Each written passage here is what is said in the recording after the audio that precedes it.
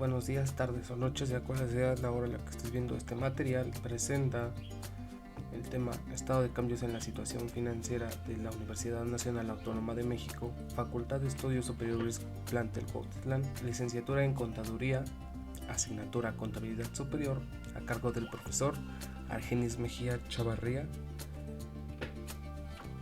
Presenta el tema de estados de cambios en la situación financiera por Cuevas Rosas David Esteban del grupo 1365. ¿Qué es? Bueno, el estado de cambios en la situación financiera es aquel estado que muestra los recursos generados y o utilizados durante la operación que han registrado cambios en la posición financiera entre dos fechas consecutivas, la inicial y la final. Normalmente esas fechas se suelen datar en trimestres o en meses o en años. Lo más común es que sea en años, y para esto se utiliza un balance general comparativo. Se reflejan en los estados de posición financiera o balances correspondientes. La definición que tenemos es en base al boletín B12, que define el estado de cambios en la situación financiera como el estado básico que muestra en pesos constantes los recursos generados o utilizados en la operación, los cambios principales ocurridos en la estructura financiera de la entidad y su reflejo final, el efectivo e inversiones temporales a través de un periodo determinado de tiempo. El objetivo principal, tiene tres objetivos principales este estado. Y el primero es la evaluación, el segundo forma parte de la implementación y la obtención de los recursos, y el tercero el análisis y las estrategias a tomar. El primer objetivo es evaluar la capacidad de la entidad de generar recursos con la finalidad de obtener un posicionamiento financiero que nos permita cumplir con nuestras obligaciones.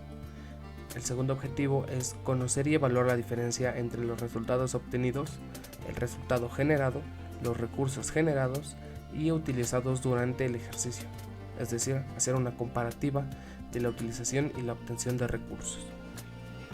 El tercer objetivo es evaluar las estrategias que nosotros como entidad podemos aplicar a nuestras transacciones, ya sea de financiamiento o de inversión, con un análisis en la capacidad que tuvimos anteriormente para cumplir con nuestras obligaciones como entidad y en la distribución de excedentes o el pago de dividendos. Esta también es una obligación de nuestra entidad debido a que tenemos socios accionistas. La importancia de estos es que va a ayudar a los inversionistas, a los proveedores, a los acreedores y a otros usuarios de la información financiera a evaluar futuros flujos de efectivo a través de la identificación de la interdependencia entre la utilidad y los flujos de efectivos reales, y evaluando así las inversiones, así como la capacidad de la entidad para financiar el crecimiento a partir de sus propios recursos internos sin la necesidad de recurrir al financiamiento externo. Esto es con la finalidad de que cualquier persona, sin importar el grado de estudios, pueda comprender al menos la posición en la que tiene una empresa y si es viable o no invertir más o menos dinero en esta. Hay conceptos específicos que se tienen que ocupar y estos se refieren en el estado de cambios de la situación financiera en la NIF B2, y estos son implementados con el fin de proporcionar información que se pueda comprender por cualquier persona, como anteriormente había dicho, así sea un contador, un abogado, quien sea puede comprender estos estados. El primer concepto sería actividades de operación, que se refiere a las transacciones que por lo general involucran a la actividad de la entidad, es decir, a nuestro giro. Las operaciones que hacemos, nuestras ventas, costos, gastos, todo esto viene dentro de esas actividades de operación. Actividades de financiamiento. Se refieren a las transacciones de las entidades que se llevarán a cabo con el propósito de obtener recursos a largo plazo. Actividades de inversión. Se refieren a las transacciones que llevan a cabo las entidades y estas afectan a su inversión en activos, es decir, la adquisición de cualquier tipo de mobiliario, equipo de oficina, edificio, entre otros. Utilidad neta. Es el punto de partida de este estado financiero y constituye uno de los elementos más significativos de la información financiera, ya que el efectivo es el único recurso que denota el progreso y la supervivencia de nuestra entidad sin la necesidad de recurrir a una inversión externa. Eso también es importante, puesto que determina la capacidad de la organización o la entidad de poder cumplir con las obligaciones que ésta ha adquirido a lo largo del periodo. Ahora, las actividades de operación dependen directamente del efectivo. El efectivo es el recurso vital de las organizaciones, puesto que según la capacidad de generar este mismo por la entidad, permite juzgar las posibilidades que tiene una entidad para cumplir con las obligaciones de la entidad a corto y a largo plazo, sin la necesidad de recurrir a un financiamiento externo u un financiamiento adicional por los socios accionistas.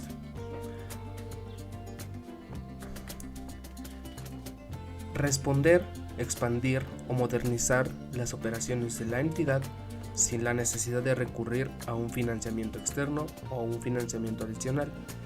Esto refiere directamente a la capacidad que tiene nuestra entidad de modernizar, por ejemplo, el área de producción, y específicamente hablando también puede ser, basado en este ejemplo, contratar a alguien que pueda dar la capacitación para que nuestro personal pueda utilizarla. También estos gastos, esta parte del efectivo es vital, puesto que nos permite mantener el pago de dividendos en orden y también amortizar el capital de la inversión de los accionistas depositados en la entidad. Actividades de inversión. También pueden ser las transacciones de préstamos y cobranzas a lo largo del plazo efectuado por la entidad. Las transacciones de préstamo y cobranzas a largo plazo efectuadas por la entidad. La adquisición de empresas, ya sea parcial o totalmente. La inversión en muebles, planta y equipo, es decir, la adquisición de estos. La amortización de acciones de otras entidades previamente adquirida por la empresa, es decir, la amortización, el pago de dividendos a nuestro favor. Venta de inmuebles, plantas y equipo, la venta del activo fijo y cualquier otra inversión de carácter permanente. Actividades de financiamiento. El primero es los créditos a corto y a largo plazo recibidos de cualquier tipo de instrumento de crédito recibido por las operaciones de los proveedores y de los acreedores que están relacionados directamente con la operación constante de nuestra entidad, es decir, aquellos que nos ayudan, por ejemplo, los proveedores a crédito cuando nosotros tenemos que comprar alguna mercancía a crédito, cuando tenemos que pedir un préstamo por ya sea X o Y razón, para aquí en este lado. B. La amortización de los créditos es la segunda parte. El incremento del capital o recursos adicionales. El reembolso del capital, que incluyen la aportación de las acciones y los dividendos pagados. Para poder determinar la actividad de operación, se va a seguir la siguiente mecánica.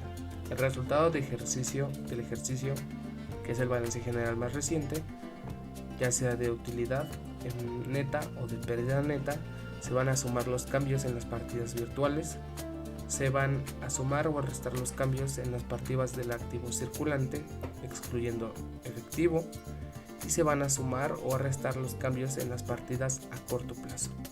Estos recursos son los generados y utilizados a lo largo del periodo. Financiamiento. El financiamiento viene de los cambios en la partida del pasivo a largo plazo, se van a sumar o a restar, se van a sumar las nuevas aportaciones de capital y se va a restar el pago de dividendos a accionistas. Los recursos generados y utilizados en financiamiento van a salir de esta parte. Y por último, la inversión se van a determinar de la suma o la resta de los cambios en las partidas del activo fijo y de la suma en los cambios de las partidas del activo fijo diferido. Como una nota adicional, el subtotal de cada rubro recibirá el nombre de recursos generados cuando sea en positivo, cuando el resultado sea positivo, y cuando el resultado sea negativo se utilizará recursos utilizados. La suma de estos recursos, ya sea recursos generados y utilizados, se les llamará aumento o disminución en el efectivo y equivalentes. Cabe recalcar que este método es el método indirecto en el cual se parte de la utilidad. Sin embargo, también existe otro método que es el método directo. Este se va a elaborar directamente en los registros, los cuales generaron las entradas de efectivo, en este caso de ventas. A continuación voy a explicar esto con una práctica pequeña y espero que quede claro. Aquí ya pasamos a la parte práctica. Esta práctica ya la tenemos, ya tenemos comparados tanto el balance general del periodo que estamos comparando con uno pasado, y pues básicamente lo que vamos a hacer aquí es determinar si hay salidas o entradas de dinero con la diferencia que existen entre cada una de las cuentas. Si bien es cierto que tenemos que determinar la comparativa de caja y de bancos, caja y bancos no va a ingresar dentro de nuestro estado de flujos en efectivo, puesto que vamos a depender solamente de clientes. Con un análisis básico podemos determinar que de un periodo a otro hay un aumento en la cuenta de clientes.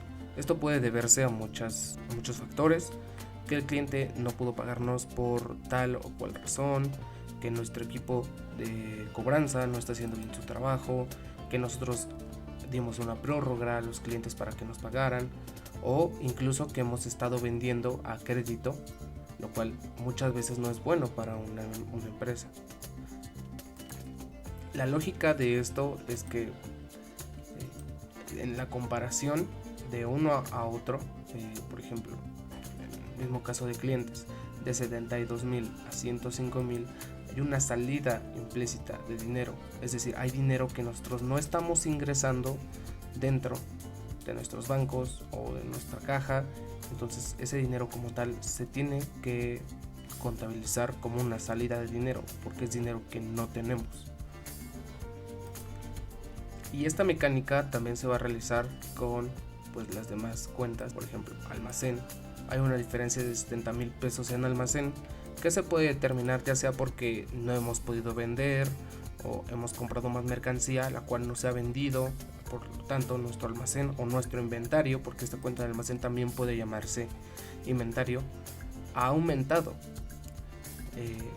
Lo mismo pasa con deudores diversos. Deudores diversos también ha aumentado, por lo cual podemos decir que nos prestamos a alguno de nuestros trabajadores. Caso contrario, por ejemplo, sería IVA acreditable. En vez de haber un aumento, hay una reducción. Entonces, esta reducción, específicamente hablando, me está diciendo que está entrando dinero a mi empresa. Esta mecánica se va a hacer igual con los activos a largo plazo. Por ejemplo, aquí podemos ver que el equipo de oficina está reduciendo en 2,000 pesos y se depositan aquí de este lado. Lo mismo pasa, por ejemplo, con la depreciación acumulada. La depreciación acumulada está aumentando, por lo tanto también va a aumentar mi depreciación acumulada y por lo tanto es una salida de dinero. Es lo mismo con el equipo de cómputo, el equipo de transporte y por ejemplo el edificio. Y la depreciación acumulada de edificios también aumentan la cuenta, el segundo balance general está aumentando, por lo tanto está saliendo dinero de nuestra entidad. También cabe mencionar que dentro de este salida y entrada de dinero vamos a tratar siempre de trabajar con positivos, puesto que nos va a ser mucho más fácil la mecánica. Por ejemplo, las depreciaciones son cuentas que son, pues digámoslo, auxiliares, son complementarias, son cuentas complementarias de los equipos. La depreciación acumulada del equipo de oficina es una cuenta complementaria de equipo de oficina. Por lo tanto, vamos a tratar de que este capital que está aumentando se refleje en un positivo. Y bueno, pues aquí estamos viendo que también la parte de terrenos está disminuyendo, y en la parte al menos de activos esta disminución va a tener el mismo efecto. Disminuye el activo de terrenos, significa una entrada de dinero. De la misma forma vamos a realizar la misma mecánica o la misma técnica con la parte de proveedores y con la parte de acreedores diversos. Si están aumentando, significan una salida de dinero. Si se reducen, significan entradas de dinero. Esto también va a pasar con el capital social contribuido, o sea, con el capital social. Y por ejemplo, en este caso, con el resultado del ejercicio, pues también pasa. Ahora bien, viene un problema. En el capital ganado, pues estamos haciendo una misma cuenta, la cuenta del resultado de ejercicios anteriores del 2023, lo tenemos en el resultado del ejercicio de 2022. ¿Esto por qué se hace? Bueno, esta es la razón de que vamos a comparar con el estado de resultados.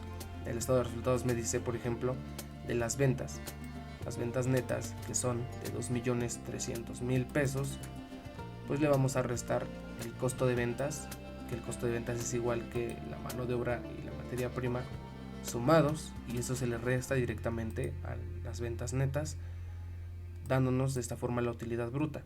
De la misma forma se va a hacer con el total de gastos, la utilidad de la operación, así nos daría 300.000 pesos. Después de hacer estas dos restas, y después de esto pues tendríamos que revisar si por ejemplo tenemos un producto financiero que aumenta o disminuye, un gasto financiero, un producto financiero. En este caso tenemos los dos, hay un producto financiero y hay un gasto financiero, y nos va a dar la utilidad antes de impuestos. A esto obviamente se le va a añadir el impuesto a la utilidad, y ya tenemos la utilidad neta del resultado del ejercicio.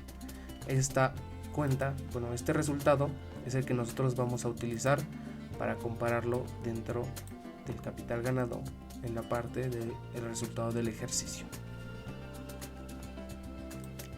Hacer esta parte es vital para poder hacer nuestros flujos de efectivo, puesto que estas dos columnas que representan la salida y la entrada de dinero a la entidad, pues básicamente nos van a dar la información que nosotros necesitamos para hacer tanto el flujo de efectivo como método indirecto y con el método directo. El primero que vamos a hacer nosotros es el método directo, y lo primero que tenemos que hacer es hacer un papel de trabajo. Este papel de trabajo ya está hecho, en el cual nosotros vamos a comparar directamente el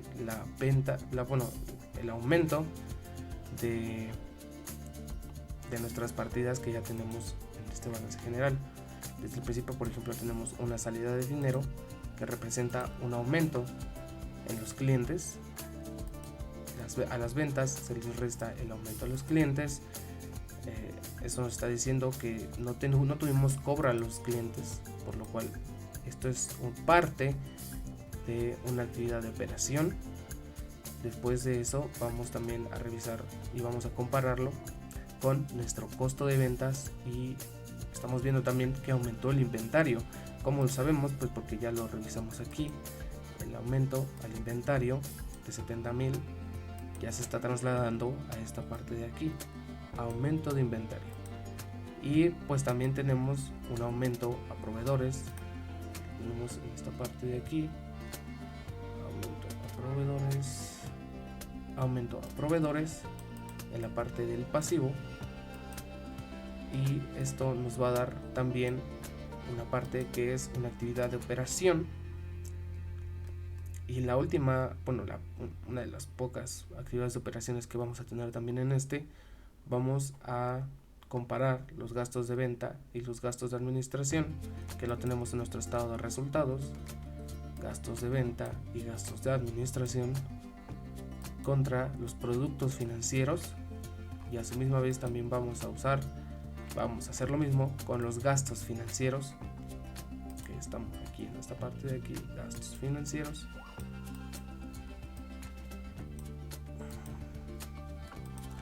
Y después lo vamos a y después lo vamos a comparar directamente contra nuestras depreciaciones del mes. ¿Cómo sacamos estas depreciaciones? Pues muy fácil. Lo que vamos a hacer sumar esta parte de aquí el monto total de las depreciaciones que tengamos solo en el mes, es decir, lo que aumenta,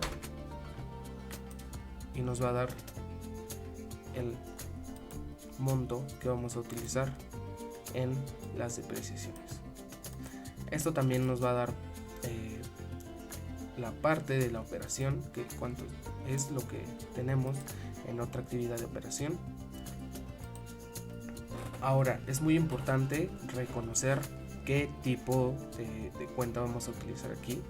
Por ejemplo, vemos que están el aumento a deudores diversos. Esta es una operación de financiamiento, puesto que nosotros estamos dándole dinero a una persona o concediendo un crédito a una persona para que ese dinero se nos sea devuelto. Por lo tanto, es una actividad de financiamiento. En la parte del IVA acreditable es parte de la operación. La parte del IVA acreditable es una actividad de operación. Y tenemos también la disminución del equipo de oficina, que sería una parte de inversión. Está saliendo el equipo de oficina, es parte de inversión. El equipo de cómputo, el equipo de transporte y edificios también son parte de inversión, puesto que está creciendo esta partida de aquí, están creciendo. Esto significa que son una actividad de inversión que representa una salida de dinero. Y en la parte, tanto por ejemplo de terrenos como acreedores diversos, lo que estamos viendo es que en terrenos hay una entrada de dinero y en acreedores diversos hay una reducción, hay un aumento. En acreedores diversos hay un aumento, puesto que representa el aumento de la actividad de inversión. Otra vez el IVA trasladado, los IVA siempre van a ser parte de actividades de operación, puesto que estos se tienen que determinar en el balance general y en el estado de resultados. Ya como último tenemos el impuesto a la utilidad, que también forma parte de una parte de la operación, y la disminución por el capital social, que es lo que pues nosotros le debemos a los accionistas. En este caso se tomaría como una actividad de financiamiento. Aquí podemos realizarla, aquí se encuentra en la entrada de dinero, pero en esta parte, como es a capital social, se determina que es una actividad de financiamiento. Entonces, ya una vez determinado todo eso, podemos ver el total, por ejemplo, de caja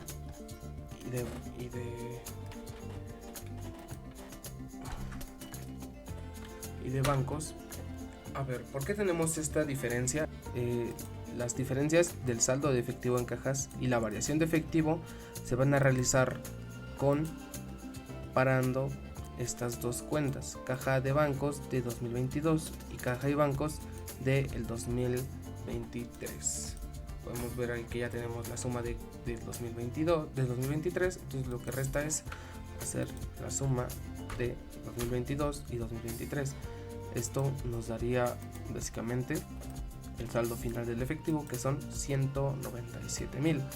Ahora, una vez ya hecho nuestro papel de trabajo, lo único que faltaría pues sería rellenar esta parte de aquí, que es como tal el estado de flujo de efectivos por el método directo del 31 al 31 de diciembre de 2023, y empezamos con el cobro a clientes, que lo tenemos por aquí, cobro a clientes, y lo vamos a contrarrestar con el pago a proveedores, que también ya lo sacamos aquí, que es parte de una actividad de operación, y luego vamos a seguir en el pago por gastos, que también es parte de una operación, de una actividad de operación. Y esto también vamos a sumarle, también vamos a calcular aquí junto con los IVAs, el IVA acreditable, el IVA trasladado, los impuestos por pagar y los impuestos a la utilidad. Esto nos daría los flujos de efectivo por actividades de operación, que es importante que estén en esta parte separados tanto actividades de operación como actividades de inversión y actividades de financiamiento. Una vez ya realizado esto, vamos a partir de las actividades de inversión, que en este caso pues la mayoría son parte de nuestro activo y pues van a ser de la siguiente forma. Como ya teníamos aquí calculado, el equipo de oficina, el equipo de cómputo, equipo de transportes, edificios y terrenos, que son inversión. Las actividades que forman parte de inversión vamos a pasarlas todas a este rubro de actividades de inversión. Una vez ya realizado todo esto, pues nos va a dar nuestro flujo de efectivo por inversión, que pues aquí lo tenemos calculado sobre la suma, y a esta parte pues tendríamos que comparar uno con el otro, dándonos así el importe a aplicar en actividades de financiamiento. Es muy importante que, por ejemplo, revises los resultados que estamos teniendo aquí. Por ejemplo, aquí tenemos un positivo con un negativo, y si por ejemplo nos vamos a una fórmula, una fórmula normal de suma, pues lo que vamos a ver es que nos va a dar un número que, si lo hacemos con suma, nos va a dar totalmente correcto. Pero por ejemplo, si quisiéramos restarlo, como aquí estamos expresando esto en valores negativos, lo que nos daría sería un error. Y ya por último, también tendríamos que separar las actividades de financiamiento que encontramos en nuestro papel de trabajo, y pues estas son poquitas, son 1, 2, 3, nada más 3. Estas 3 pertenecen a deudores diversos, acreedores diversos y el capital social. Una vez ya realizado este cálculo, pues aquí nos daría la variación de flujo cuando calculamos todo. Como podemos ver, las sumas nos da la variación de flujo, y pues luego esto lo tomaríamos de la caja del periodo anterior, como bien había dicho aquí en el balance general, lo tenemos, y pues ya nos daría los 197,000 pesos que forman parte del flujo de efectivo final del periodo. Una vez ya realizado nuestro método directo, pues iríamos a la hoja de trabajo del método indirecto. Para este es importante determinar que vamos a empezar a operar con la utilidad neta, y pues de la misma forma utilizaríamos cuentas, específicamente revisar si es una cuenta de operación, una cuenta de financiamiento o una cuenta de inversión. Como ya lo habíamos dicho en el rubro pasado, pues sabemos que equipos siempre va a ser parte de la inversión, y depreciaciones va a formar parte de la operación. Vamos a empezar con las cuentas de balance, desde clientes hasta capital social, y pues obviamente las depreciaciones todas las vamos a unir en una sola. Clientes hasta capital social. Puesto que vamos a empezar desde clientes, y también vamos a determinar pues qué tipo de operaciones, en este caso operación, actividad de financiamiento, puesto que yo estoy financiando a otra persona, me tiene que pagar esta persona. Y en este caso específico podemos ver que, por ejemplo, proveedores es parte de la operación, puesto que esto, tanto el aumento como la reducción de proveedores, va a formar parte de la operación de nuestra entidad, debido a que necesitamos comprar la materia prima o los productos que vamos a vender para poder realizar nuestras operaciones. Después de esto se diría acreedores, que forma parte de un financiamiento. ¿Por qué? Porque pues, puede ser cualquiera de estos, puede ayudarnos a la operación, a la inversión, entonces por lo tanto vamos a dejarla como financiamiento. Y como se había dicho en la parte pasada, pues el IVA y el impuesto van a formar parte de la operación. Y la capital social pues obviamente va a ser parte del financiamiento, porque es las partidas que nos depositan a nosotros para poder seguir operando o para aumentar el capital social. Una vez ya realizado nuestro papel de trabajo, iríamos hacia nuestro formato de estado de flujos de efectivo por el método indirecto, empezando con la utilidad neta, a la cual le vamos a reducir las partidas que ya habíamos dicho que eran de clientes y de almacén, puesto que dejamos de cobrar o dejamos de vender. Estas dos partidas son negativas. IVA acreditable y depreciaciones ya habíamos dicho que eran actividades de operación, que eran positivas, y pues así también se quedarán en este método indirecto. Y pues en esta parte, como dijimos que nuestros proveedores iban a ser parte de nuestra operación, pues los vamos a poner de forma positiva. Una vez ya realizado esto, pues pondríamos también el impuesto por trasladar y el IVA trasladado, que lo tenemos aquí, IVA trasladado y el impuesto por pagar. Esto nos daría como tal el flujo de efectivo por actividades de operación por el método indirecto. Ahora las actividades de inversión pues funcionan de la misma forma: entrada, salida, salida, salida y entrada de dinero, lo cual genera que esto funcione de una forma negativa. Aquí lo tenemos.